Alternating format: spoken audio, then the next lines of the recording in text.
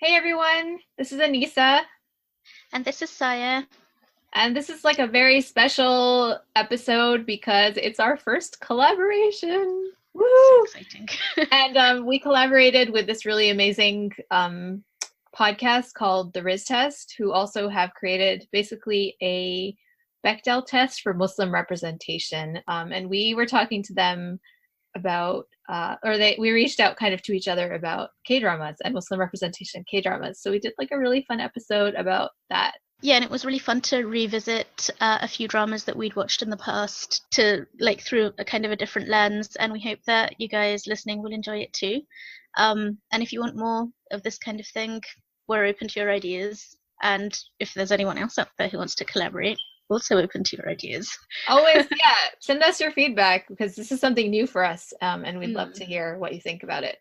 Also, give credit to Anissa because this was totally her idea and her thing, and it was really fun to research. And I think there's tons more material that we researched that we couldn't actually bring out. But also look out for some outtakes for our Patreon supporters. This was 2 hours or something, and we had to be quite brutal in the editing to keep it to 1 hour. Yeah, and really thanks a lot to Shaf and Sadia. We had a really nice time talking to them, and let's do it again. Yeah, for sure. And go and follow them because they're awesome. They're doing really good work. Exactly. And talk to them on Twitter. And if you watch content in any other language, you can also apply the Riz test to it. They're looking to build up a really big database so that they can get some useful statistical data to sort of get a bigger, deeper understanding of how these tropes play out in visual media in general. So help them build up that database by just applying the test to anything else you watch in any language. Okay, enjoy! Yay! Yay, okay, that's... I can cut out the yay, that was just...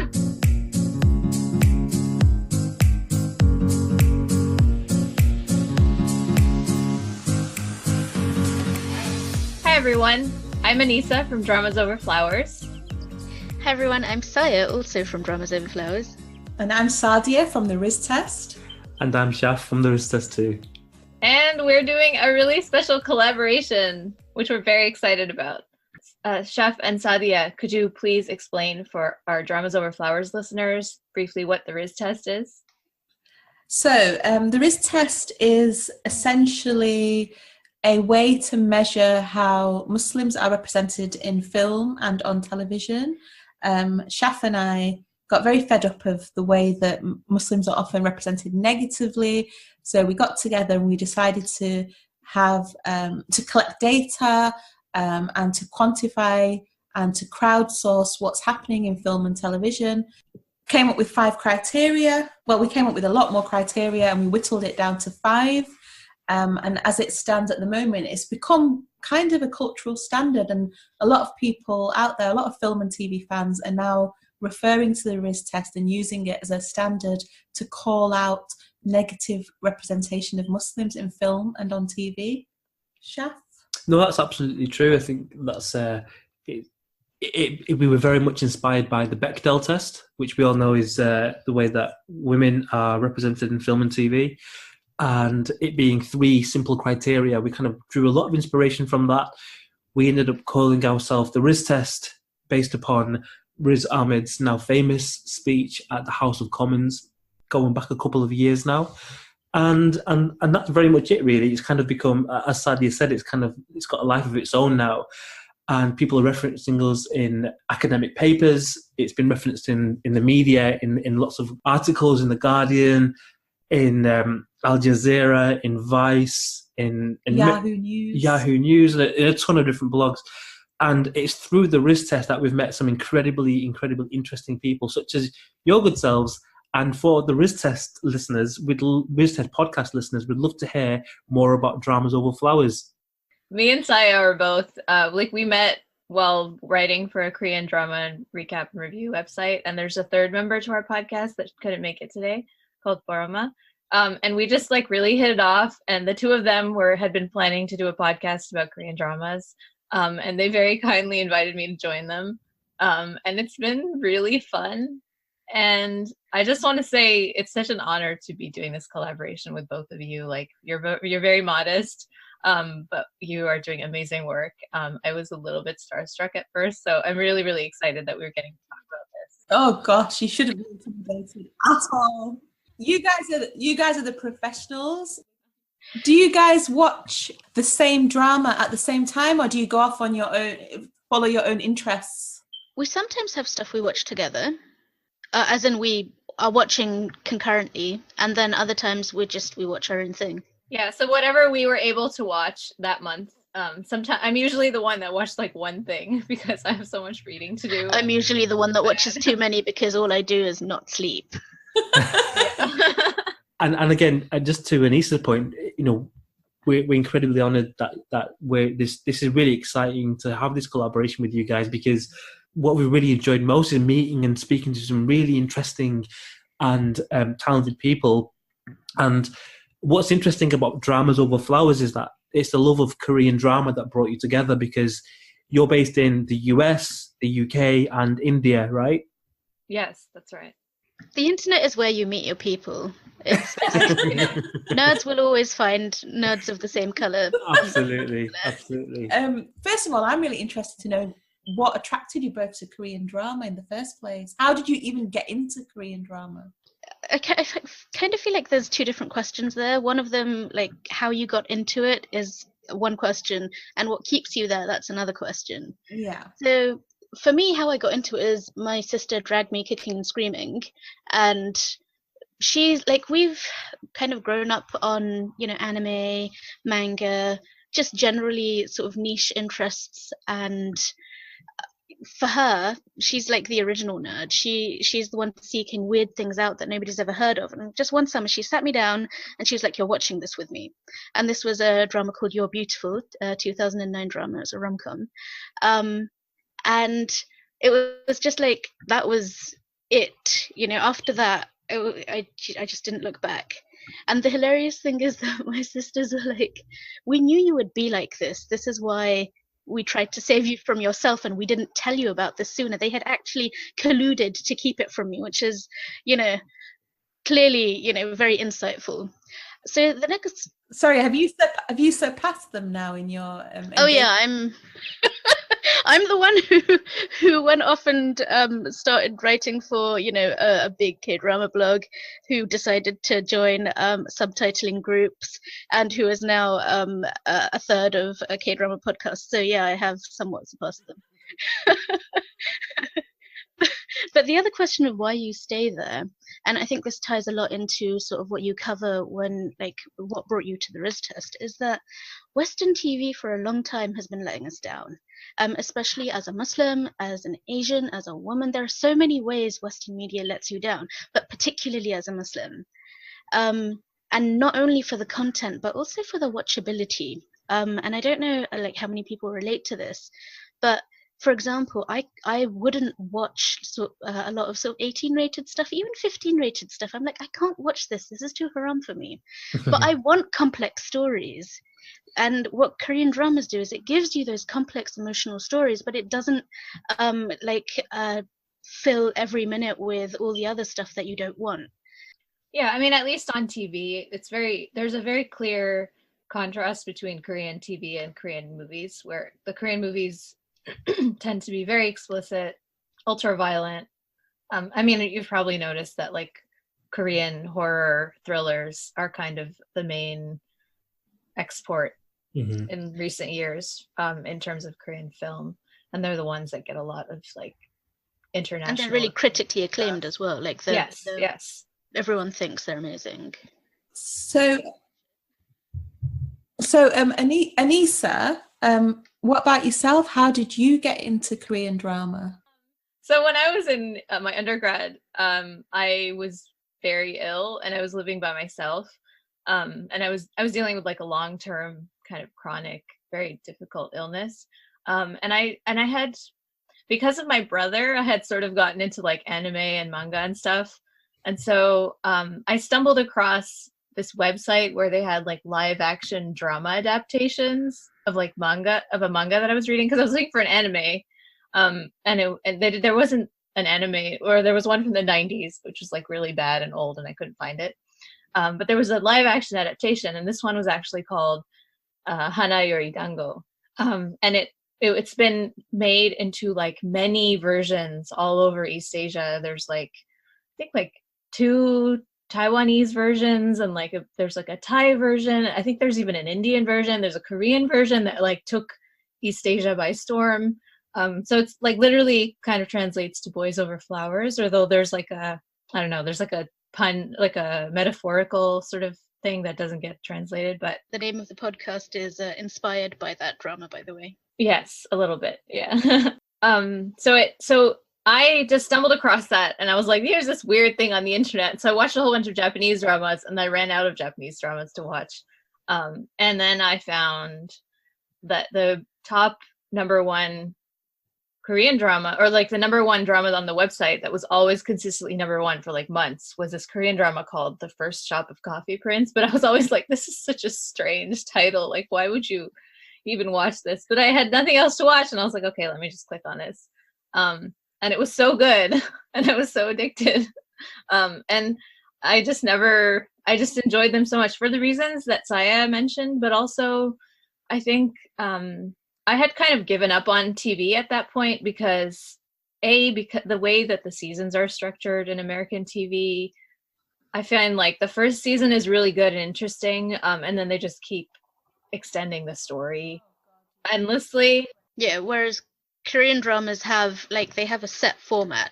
These primetime miniseries, they're like 16 episodes or 20 episodes, or in the rare case 24, and they have a beginning, a middle, and an end. They're a complete story in one go. Yeah, and even when there are like second seasons, it's usually a complete second season that's its own story that's separate from the story of the first season. So you don't have this like the dragging and stretching and extending the story. And the other thing is just, I was tired of seeing like Islamophobic and racist representations of people like me. And I didn't want to watch them anymore. And like in Korean dramas, maybe you don't see someone who looks like yourself. But it's also a culture that has a lot of things that I can relate to. And I think one of the things that's nice about it is that even though like no society is perfect and no entertainment is perfect, and it has its own things about it that can be like problematic or sort of sexist or whatever, but like there are a lot of like really satisfying emotional arcs. There's a lot of really full emotional and like interesting sort of character stories for women. Women are usually the main characters. It's just a really different, and it's nice to see a show that's full of people of color. Like, it's not something that you can see. Yeah.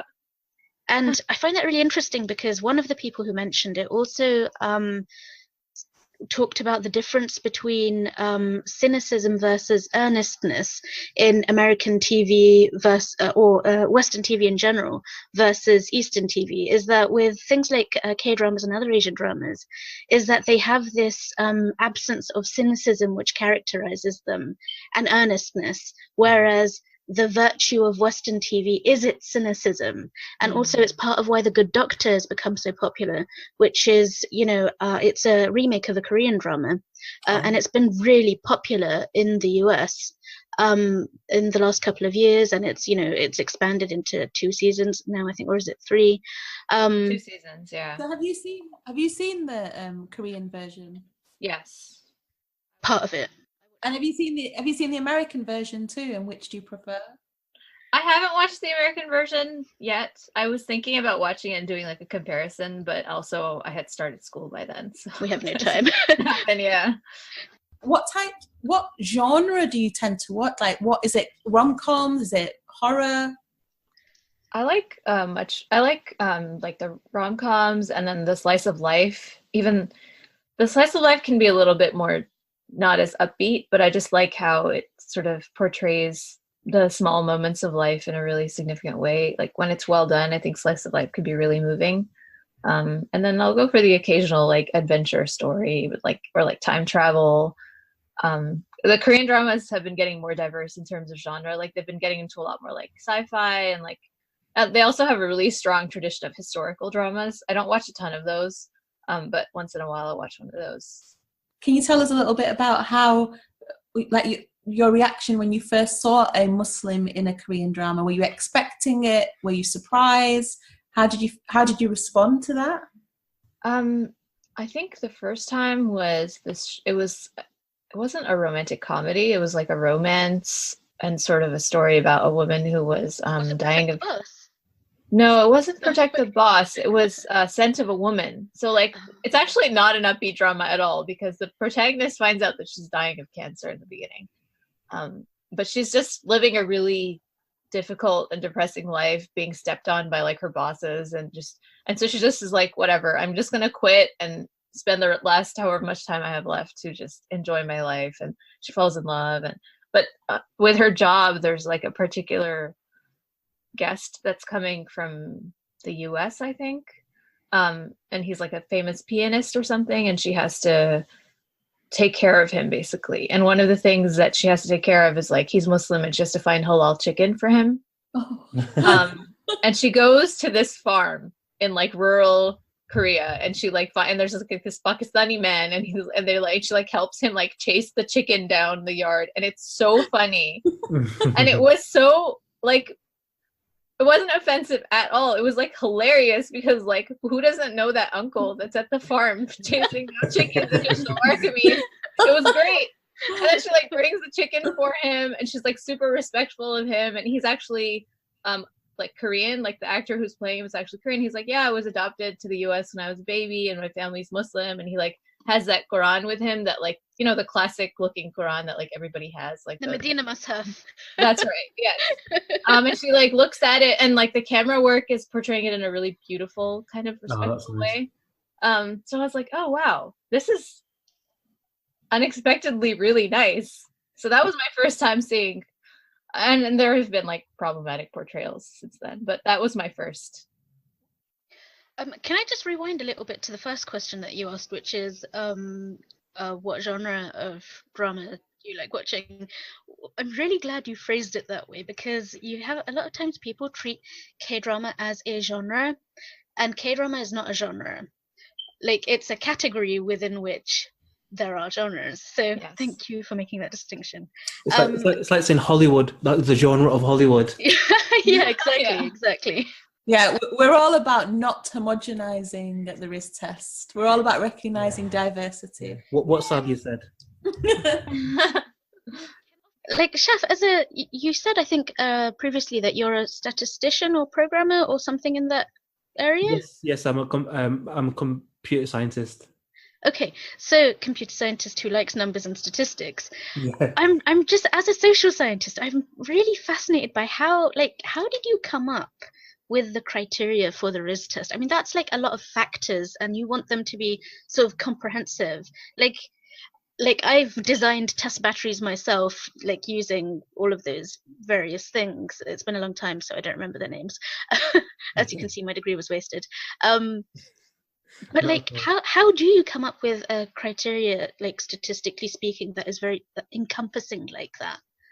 Well, the interesting thing is that I think this pays testament to like how complementary Sadia's and my skills are. Really, having the collaboration of Sadia himself, it works so well, because when we first thought about the Riz test as a project, for me it was, well, for both of us really, it was all about, well, we need to. This data set has never existed before. It's just never existed. There've been lots and lots of conversations in that, you know, everyone has that same conversation of like, you know, talking about how poorly Muslims are represented in a film. And inversely, if a Muslim is represented well, Anisa mentioned earlier about how the Quran was portrayed in the K-drama, and that spoke to her, and it's very important for her. We take note, we talk about it. And what we wanted to do is quantify these conversations. So when Sadia and I first sat down and thought, well, how do we measure, how do we quantify it? We sat down and we created this Google Doc, and we had an insane amount of criteria. I think there's something between 50 and 70 criteria that we tried to list out every trope, but then every trope needed to be, we needed to phrase it in a way that it was a yes or no. It was like a Boolean, a 1 or a 0, or a yes or a no, because otherwise it gets too complex and it gets too nuanced too quickly. So we whittled 50 or 70 criteria down into three groups, 3 themes. And the themes were terror, culture, and gender. And we wanted to make sure that those 3 themes were represented in the fewest criteria as possible, because as we said earlier, the Bechdel test is 3 criteria, and the elegance in that is its simplicity. And we didn't want to create an academic project. It was something for everyone to be involved with, and so that we whittled it down to maybe 20 and then 10, and I was like, well, we need 3 criteria. So that's too reductive. We had a bit of a back and forth, which was really good, and we settled on these 5 criteria that we thought worked really well. And we always say that it allows us to build a data set which is going to be measurable, and we can start tracking things not only on does it pass criteria 1, 2, 3, 4, 5. It works in a way that we're able to measure how films have trended over the last 100 years or so, in that, do we see more films failing in the terror theme in the last, since 9/11 than before 9/11, or before 9/11 is there a theme of films failing on the gender theme or the culture theme? So that's what the data set that we've chosen, it allows us to cut the data in a ton of different ways.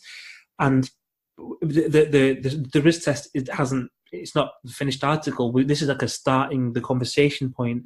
And some of the feedback that we've had is that the Riz test is wonderful, but it doesn't allow for nuance. And we acknowledge that it doesn't allow for nuance, because I don't think the conversation is nuanced just yet. The conversation is still very much of, there's a Muslim and they are a terrorist. People aren't having nuanced conversations. Yeah. So we need something blunt to kind of bang people over the head with. That this is a blunt Metaphorically speaking. Metaphorically speaking, of course. I was hard to make that clarification. Like in social science, you call tests instruments, so it's literally a blunt instrument. Yeah. So I hope that answers your question. I think that's where we're at. But eventually, what we'll want to do, I've got some really, I've got plans as to writing data models and algorithms as to how we can algorithmically track this from a script level. I want to scan in a whole script, and I want to look at word analysis and correlation of words and correlation of themes, and algorithmically do it, so that we're not sat there watching films. We can analyze 100, we can analyze 1,000 films in 5 minutes, because why not? Why not, Tay? That is so interesting. Just wow. I'm looking forward to this. No, just have to look at it. Appreciate that. So tell me about your first experience of a Muslim in K-drama and how you felt about it. Right. Okay, again, I'm going to sort of go backwards from the question a bit, because I feel like this question is the end of a bunch of bigger questions. Like, I feel like it's useful to ask also, like, who watches K-dramas? Like, what is the audience of K-dramas? K-dramas are really, they're not just popular in Korea and East Asia, they are super popular in the Middle East, Turkey. Like, the number of Turkish remakes of K-dramas, though, like, Muslim majority countries really love K-dramas. So, like, for example, oftentimes you even find Arabic subtitles, for example, they'll be done sooner than English titles. You've got people who, Arab speakers who are fluent in Korean, who are translating these more quickly than English speakers are, that's crazy. So if you kind of work backwards from that, or forwards now, I can't remember what my first experience of a Muslim in a K-drama was. How big is it from a domestic perspective? And when it comes to specifically speaking about the representation of Muslims in K-drama, I mean, is there a history? Is there a community of Muslims in Korea? I mean, is there a history of Islam in Korea? In terms of like far back history, in the Silk Road kind of era, there were a lot of merchants that would travel, because right now you can't go overland to South Korea, but before South and North Korea were divided, you could actually go all the way from the Middle East, all the way to the Korean Peninsula. And there were a lot of like Arab merchants and traders that went over there and would trade. And there was actually I know at least one of they have like major historical clans that can trace their lineage all the way back to like, I don't know, like the 12th And a century. founding father, yeah. Yes, like and a founding father. And one of them is actually, he was an Arab who came, I think, from Syria, or like what is currently Syria or Iraq or that area. And they trace his lineage back. They traced their lineage back to him. But that sort of, he changed his name to like a Korean sounding name. And so not everybody really knows that history, but it's definitely there. And I have a book that actually talks about like cultural influences of Islamic culture on Korean culture. So it's definitely in the history. I don't know how many people nowadays are really aware of that history, and that Islam has had an impact on Korean culture. And then more recently, you want to talk about the history that you had shared with me about the Korean War, Saya? After the Korean War, a lot of the troops who had come over to fight alongside Korean troops at that time remained, and the Turkish contingent was the second biggest among them, and they numbered around 15,000. Oh, wow. So they stayed, and they set up, they set up their own tent mosques, which I find really interesting because so Korea has a culture of street bars, which are like covered tent areas. So the idea that, back in the 50s, you had Turkish troops who had tented areas which they used for praying, I find that so interesting. Those troops they assimilated into Korean life, but they taught people about Islam, like they spread their beliefs. So in modern day Korea, a lot of the native Koreans who are Muslims now, their Islam would have originated from there. So you've got a couple of generations, you'd be like, 3-4 generations down by now. So that, I found that really interesting. But how come, sorry to interrupt, how come the soldiers how did they end up staying there? They just settled. I mean, after the war was over, they just settled. They were welcomed, and there's these records of Koreans calling the Turkish soldiers their brothers. Like they embraced them in a brotherly way. They had very positive feelings towards each other, so they saw each other in like a family way. They'd fought alongside each other, and for Koreans, those kinds of bonds, like brotherhood, is a very important bond. So I can see how they would have been sort of totally embraced by the society at the time. But the other thing that preceded that is that with Islam in Korea kind of dying out post Silk Road, during the Joseon era, which is, Anissa, help me with the years here. 1910 is when it ended, but I can't remember the exact beginning date, but it was sometime in the 1300s, I think. Right. Yeah, something like that. And they had isolationist policies in place to sort of cut off their contact. Yeah, I mean, it was a pretty brutal, like they basically ousted the previous and like the previous ruling dynasty and inserted themselves, so they weren't like super. And they actually banned like the practice of Islam and probably any other religion as well, but there was an active ban in place, which did cause eventually it caused Islam and Korean Muslims to sort of die out, Islamic practice to die out, and then it just got lost. So that modern reintroduction of Islam did come after the Korean War with the Turkish troops. Oh, wow. That's interesting. So it's interesting that how it was part of Korean life, and then it kind of it was kind of eradicated. And is there a correlation between like modern day migration and what does that look like? Yeah, I mean, I think so. In 2007, there was a Korean hostage crisis in Afghanistan, and like 23 Korean missionaries were captured and held hostage by the Taliban. And so that kind of, if you talk, I think there was an article that Saya shared, which we'll share with you, that it was Muslims in Korea say that was kind of a turning point. Like the police sort of guarded the front of the mosque so that people, like it really rose. Like there was a rise of anti-Muslim sentiment at that time. And there were Muslims at that time, right? And these are more kind of post 9/11 things. Right. And you also have to understand that after the Korean War, like there has been very much a US imperial presence in South Korea, and it has never really left. And so American foreign policy and ideas and their military presence is very wrapped up in a lot of the way that, you know, Korea's military works and how they see the world. I'm sure there's a big influence of American foreign policy on a lot of the things that happen in the Korean. Oh, and also Shaf and Sadia might not know about Koreans' mandatory, what's it called? Mandatory military service. Yeah. Every adult Korean man is required to serve in the military because they're technically still at war with North Korea, because they had an armistice, but they never actually ended the war.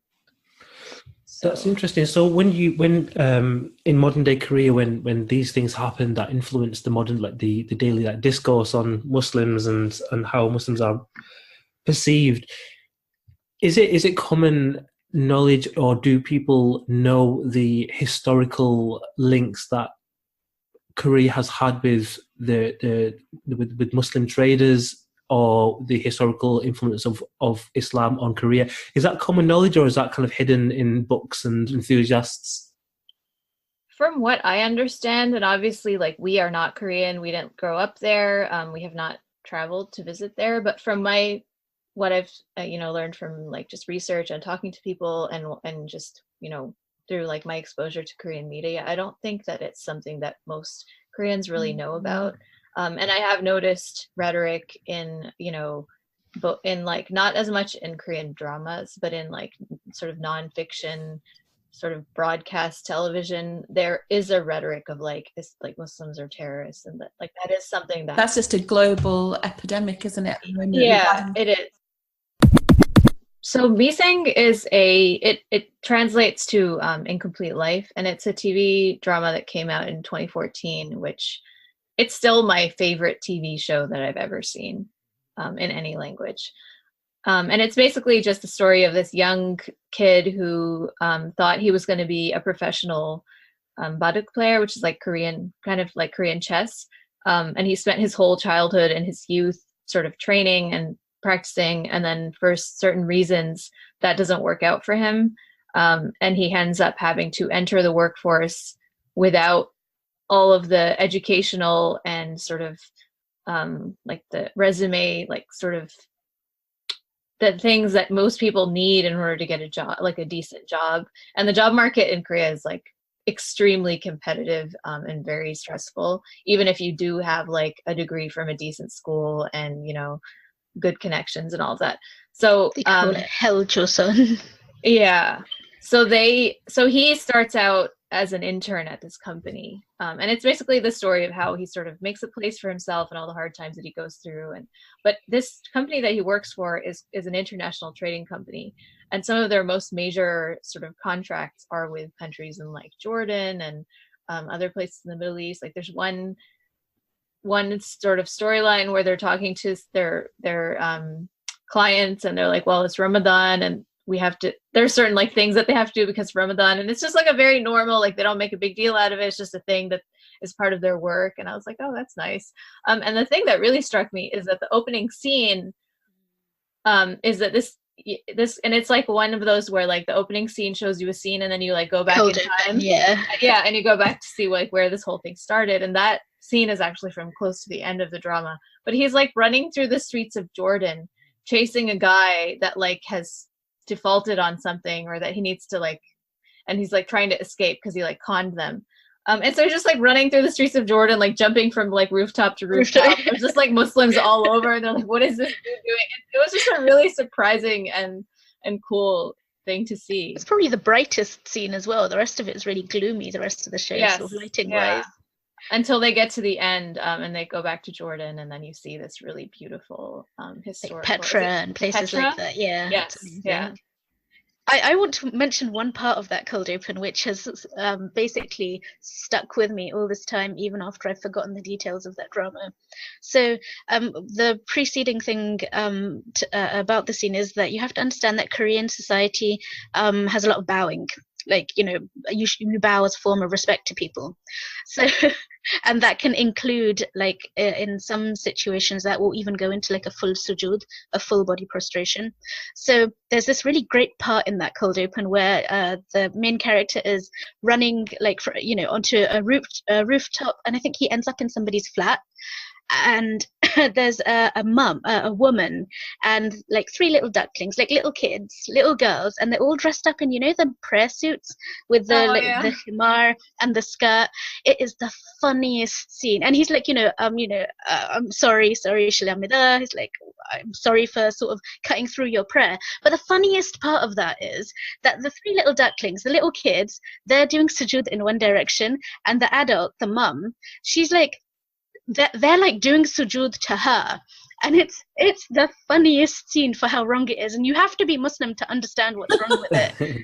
It's just it's hilarious. Like, you just know. But look, it's those little things that Muslims notice, and the fact that you're talking about it now it pays testament. So if it's done well, or if it's done in a it was just funny. I burst out laughing. It wasn't offensive. It was just hilarious. It's like, you didn't do this right.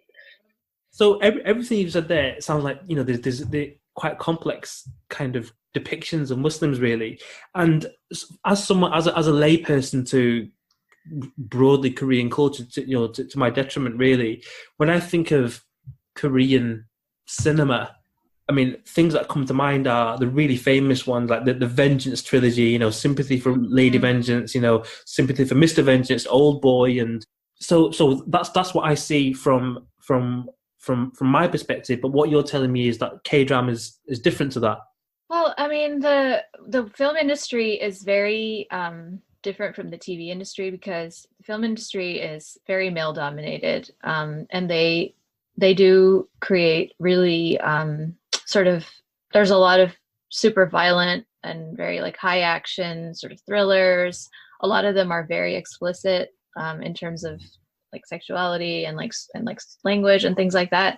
Some people have said it's because there's so much censorship on TV. I don't really have the knowledge to know why exactly that is. But in terms of TV, like, yes, there are a lot of rules about what you're allowed to show on television, especially public broadcast. Cable also has restrictions, but it's not quite as restricted. Like, for example, you can't show somebody smoking. A lot of times you can show them holding a cigarette, but it can't be lit. Yeah. A lot of times it'll be blurred out. Yeah. If a character is holding a knife and threatening somebody with it, that knife will be blurred out. It's really weird. There's a also, lot of like corpses. If if there's a wound or like a stab wound of a corpse, wound will be blurred out as well. So there is a certain amount of censorship. Yeah, and there are like certain channels, like there's one cable channel, OCN, which is like notorious for being having like very gritty and like dark and very gory sort of like crime shows. They're kind of the equivalent to HBO. Mm-hmm. Another thing that's different is that it's perceived as mostly a genre of television that is for women, and most of the writers of Korean drama are also women, and the stories often like prominently feature, if not as the main character, but as a co-lead, it will be a female character, and a lot of times it's like her story. And I think because it is considered lower prestige than film, and it's considered something that's like women's entertainment, it is looked down on a little bit more as like housewife TV, but also at the same time, I think that provides a space for women to write stories that are complex and interesting and that like treat women as like real humans. And of course, also there is this power structure of like powerful male executives that still exist even in TV production, but I think there is more space for women to tell their stories in TV drama, and that's why I love them. Do you have any representation of Muslim women in K-drama? So I was going to say, rather than K-dramas, which haven't really sort of got to that point in a consistent way yet, you do have a lot going on in the sort of variety / documentary world. Because like variety shows are big for Korean audiences. They really enjoy them. They tend to be ratings hits because they air on the weekend, and it's something that the whole family can watch together. So when you say variety, it's kind of like Britain's Got Talent. Yeah, that kind of thing. They're like talk shows as well. Look, there will be like a concept, and it's, for example, okay, there's one that recently has gotten indefinitely canceled because one of the men on there was like a piece of trash and he got exposed. Yeah, but it was one of the most popular TV shows. It's called One Night and 2 Days, and I'm actually like, I've been watching it. I really enjoyed it. But it's basically like these 6 dudes and they travel all over South Korea, and they go to different, and it's like a travel show where they show you like, you know, the sights and the food and everything, but they also have like really fun chemistry with each other, and there's a lot of jokes, challenges, and games. They have like play games to see who's going to get to eat dinner and who's not, and who's gets to sleep inside and who has to sleep outside, like things like that. And it's very, very popular. And it has the interesting thing about this is like they have uploaded, well, now they've been all blocked, but they had uploaded all of their episodes onto their YouTube for the network, like the network's own YouTube channel, and they were all subtitled into English, and also I think Thai and maybe Chinese. And they recently, like in recognition of the fact that they have such a huge international audience, I think maybe like 6 months ago, they had a special episode where they asked people to apply, and then for each member they got 3 guests, like international guests, and they actually flew them over to Korea from their home countries, and they had like a special episode where the guests got to come on and like play the games and go on these trips with them, and there were like 3 Muslim guests, and one of them was a hijabi. Can you tell me why you two didn't apply for that? Tell me why you two did not apply for that. Yeah, I had found out about it later. It was too late for me. I was so sad. You need to apply for next year, both of you. So that's really interesting. I didn't realize that you'd gone, you two are such Korean files that you've gone beyond drama and you're actually watching variety shows. And I actually don't watch that. Yeah, I'm the one who watches variety. Okay. I just watch thrillers, okay? Leave me alone. But the 3 of you, including Paroma, you speak Korean, right? You're learning Korean as well. I am, and Saya is. Yeah, it's varying degrees. Yeah, all 3 of us are like trying to learn. That's amazing. That is fascinating. That's absolutely amazing. I think one of the things that we didn't mention, because we only mentioned positive representations of Muslims in Korean dramas, there have been some negative ones too, and the negative ones have actually, I feel like, been more recent. So it almost feels like it's getting worse. Which I guess is not surprising given the global in keeping with global trend of what's happening. Yeah. Do you want to talk about the K2? It was a couple of years ago. I want to say like 2016, something like that. You are right. It was 2016. Before I go to the K2, can I just quickly talk about the 2 other variety shows that I wanted to mention? Sure. Okay. So as well as 1 Night 2 Days, there's a show called My Neighbor Charles, which also I think airs on the same channel, and that showcases the experiences of foreigners living in Korea. And there's a particular episode that I watched which was about an Afghani family, and they were, not very well off. The oldest daughter, she did that thing that a lot of us do, who, like second generation immigrants, have, is that your parents don't speak the language, so you're the one who's kind of in charge of getting things done and being the interface between your family and the society, the Korean society at large. So I found that it's on YouTube, so you can actually watch it. I found that such an interesting insight into like the life of a practicing Muslim. Like, the whole family, the girls or the women, they wore hijab. The mum was never on camera because she didn't want to be, which again is like, I can relate to that. I understand that. And because they were quite poor as well. So what happened after this is that the public, there was like an outpouring of public support for them, and they were people were sending in money, but like the dad was disabled, I think he couldn't find work, and they were refugees from Afghanistan. Yeah, that's right. So they do that, and it's not just like Muslim families that they focus on. Like I saw an episode also with an Iraqi family, also Muslim, but they also they just look at foreigners' experiences of living in Korea. And among them are a lot of Muslim families with varying degrees of religiosity. And also like how much they fit in, or how easy or difficult they find it. It varies from family to family. Do you think there's a little bit of kind of, what's the word for it? Voyeurism? Yes. Yeah. Is it a voyeuristic I don't blend? think so. I feel the way almost? that they treat it, the way that they present them, and the way that they treat the members of the family is very sensitive and respectful.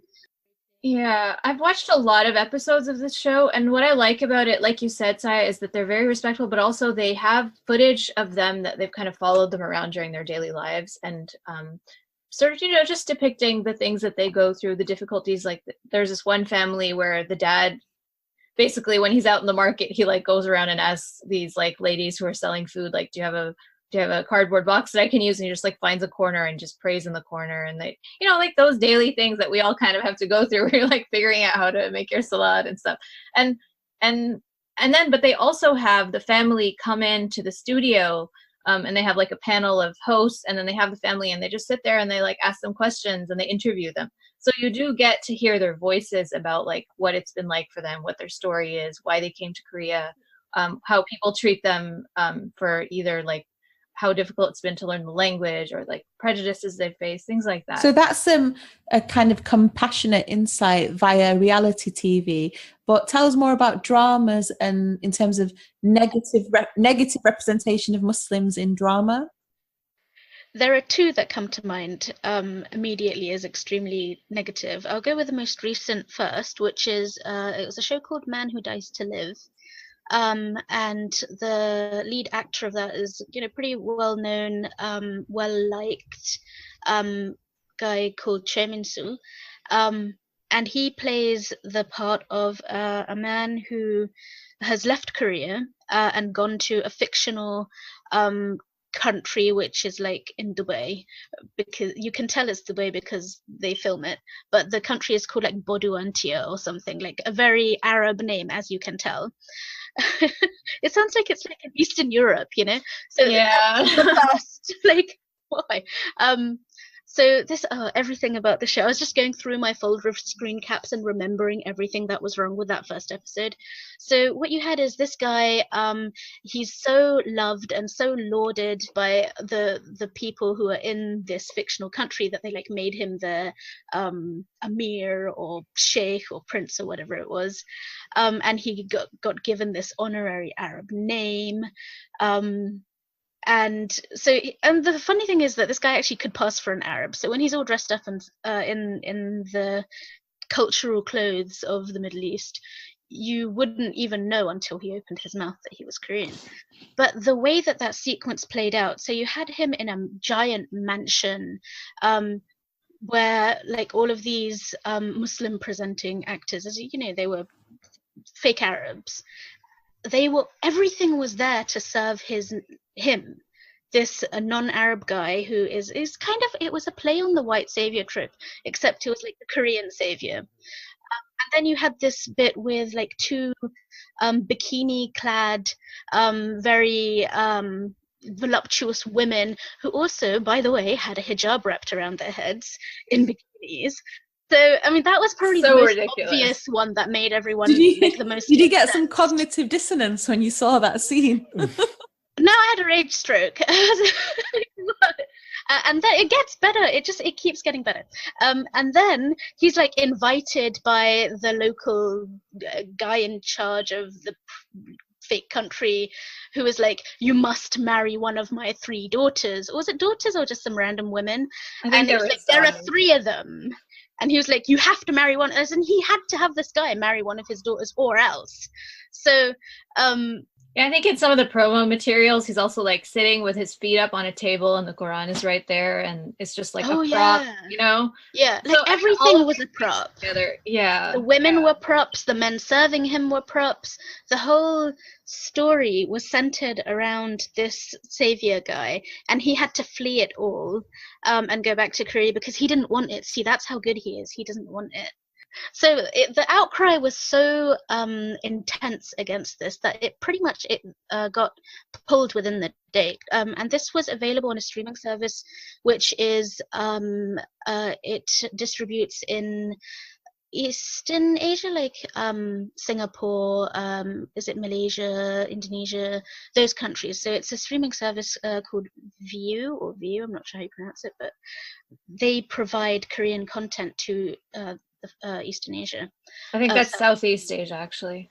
The network apologized, but they continued to air the program in Korea. Right, and they were just like, we don't know what's wrong with this, but okay. We'll apologize anyway.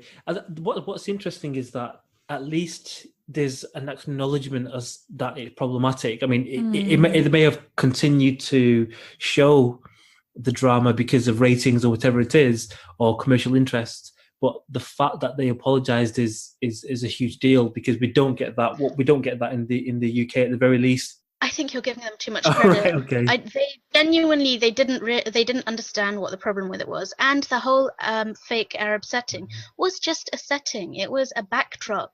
It was just an excuse to kind of fall into that trap of Orientalism and other. Right. Yeah. It sounds like they needed to read Edward Said, basically. It was Orientalism 101. It was totally. Yeah. Everyone should read Edward Said. It's good for your soul. Okay, so like the English language response to that was really interesting, because you had the English speaking fandom. You had the English speaking like the non-Western or white, I guess, English speaking side of the fandom being like, this is really problematic. And then you had the other side, which like, this is just, it's fiction, it's made up, it's fun, don't take it so seriously. So there was a bit of a war within the fandom as well about that show, which and you see that happen here, don't you, with shows like Bodyguard? There's you have people saying this is just fun, this is just entertainment. Nobody really believes that Muslim women are like this, but then you see the real life effects when Muslim women are abused and called Nadia at train stations. And even if they don't overtly believe, and I'm doing quote marks, they internalize the message that, the depiction that they're getting is being internalized. Exactly. And I think that's the really underlying point of everything, really, in terms of that these dramas and these TV shows, wherever it is in the world, Hollywood, Bollywood, K-dramas, all of those things, it permeates through society, and people's opinions are formed through the arts, and that's why that's one of the reasons why we started the test and whatever.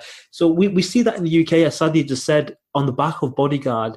There are examples of Muslim women being called Nadia, which is the name of the character in Bodyguard, on the train, and it's a bit of a laugh. But really, there's Muslim women who are intimidated by groups of grown men who think it's just a laugh, but really it's more than that.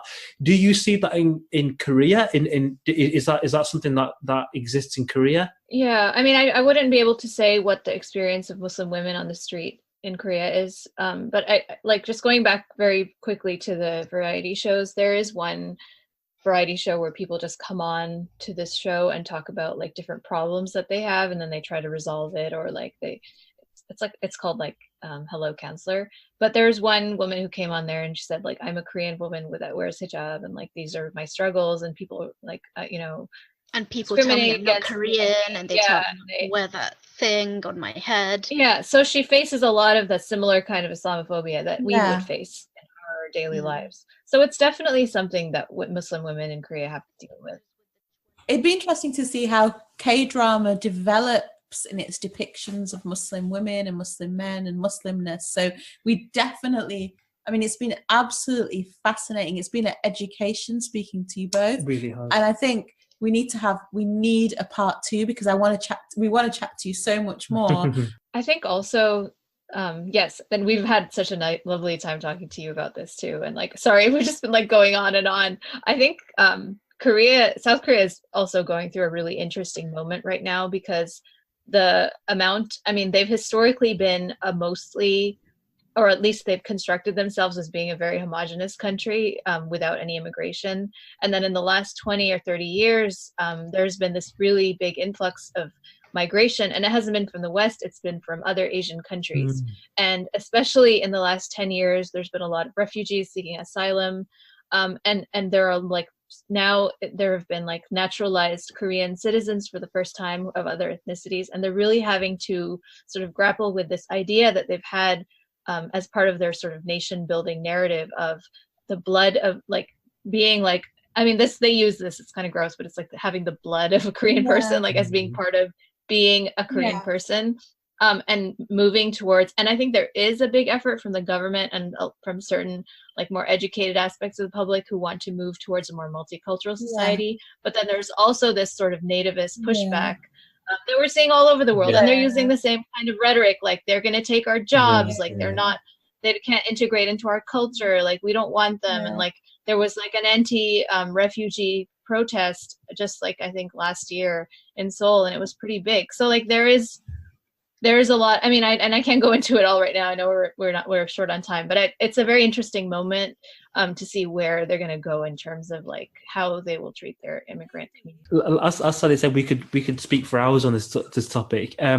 If we were to hear more about Dramas Over Flowers and you personally on Twitter, how can we get a hold of you and how can we follow you? You can follow us on Twitter at Dramas Over Flow.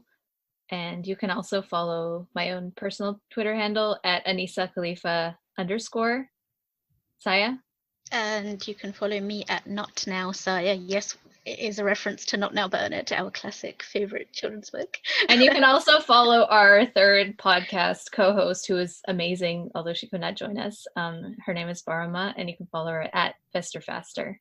Also, please go watch Misang on Netflix. It's available. You can go see it right now. So you can follow me on Education Researcher. My handle is at EDUC_research. And you can also follow us on Riz Test. Yeah, at the Riz Test on Twitter and on Instagram. And myself, you can get me on Twitter at Shaftag, SHAFTAG. Okay. That's all from us. Bye, everyone. Thanks for joining us. Bye, everyone. Bye, everyone. Bye. Bye, everyone.